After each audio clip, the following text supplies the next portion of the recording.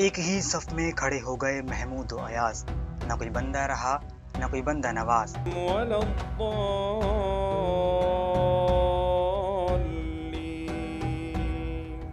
अल्लामा इकबाल का यह शेर मुस्लिम समाज के भीतर पनपने वाले संभावित ऊंच नीच या जातिवाद पर इस्लाम द्वारा लगाए गए विराम को दर्शाता है।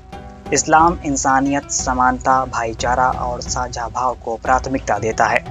इस्लाम की नज़र में इंसानों का सम्मान उनके कामों से जुड़ा होता है।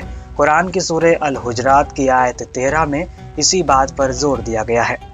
या अय्युहन्नासु इन्ना खलक़नाकुम मिन ज़करिन व उन्सा वजअलनाकुम शुऊबन व क़बाइल लितआरफू इन्न अक्रमकुम इंदल्लाहि अत्क़ाकुम। हाल के कुछ सालों में भारतीय मुसलमानों के भीतर मौजूद कथित जातिवाद को लेकर चर्चाएं काफी तेज हुई हैं।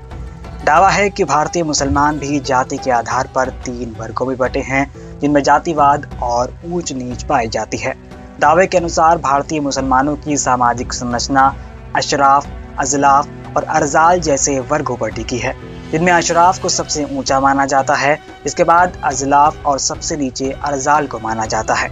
इनकी तुलना हिंदू धर्म में प्रचलित जाति व्यवस्था ब्राह्मण, क्षत्रिय, वैश्य और शूद्र से की जाती है।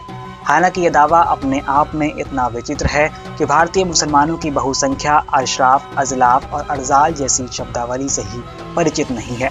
इन शब्दों का उपयोग ना तो कहीं आधिकारिक तौर पर किया जाता है, ना ही समुदाय के भीतर इनका चलन देखने को मिलता है।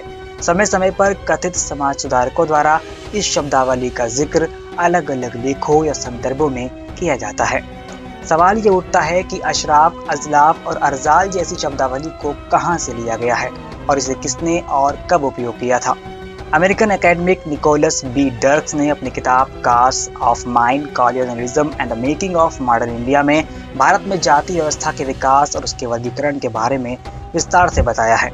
किताब के अनुसार 1920 के बाद अंग्रेजों ने एक जाति आधारित सर्वे करवाया था। इस सर्वे के आधार पर अंग्रेजी सरकार ने दावा किया कि मुस्लिम समुदाय के भीतर कुछ जातियों के लोग अन्य की तुलना में सामाजिक आर्थिक रूप से अधिक पिछड़े हैं और भेदभाव का शिकार हैं।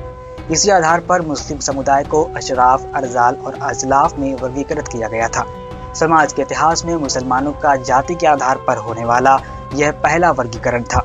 अंग्रेजों का तर्क था कि वर्गीकरण करने से अलग अलग वर्गों के लोगों को अलग अलग सुविधाओं का लाभ प्राप्त होगा और इस तरह से समाज में समृद्धि का विकास हो सकता है। उनका मत था कि जाति व्यवस्था का वर्गीकरण करने से समाज के सभी लोगों को एक जैसी सुविधा प्राप्त हो सकती है।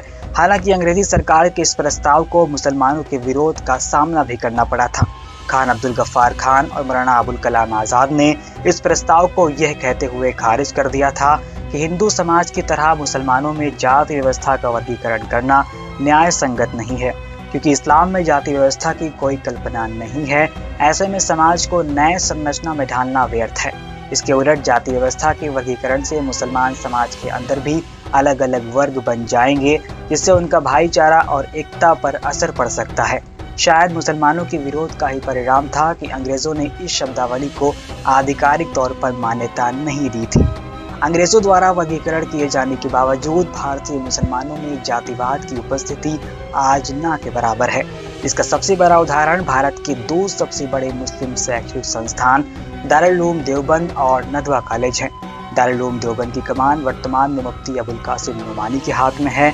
वहीं नदवा कॉलेज को डॉक्टर सईदुर रहमान आज़मी संभालते हैं, जिनका संबंध अंग्रेजों द्वारा वर्गीकृत जाति व्यवस्था में अगर देखा जाए तो अरजाल मुसलमानों से है।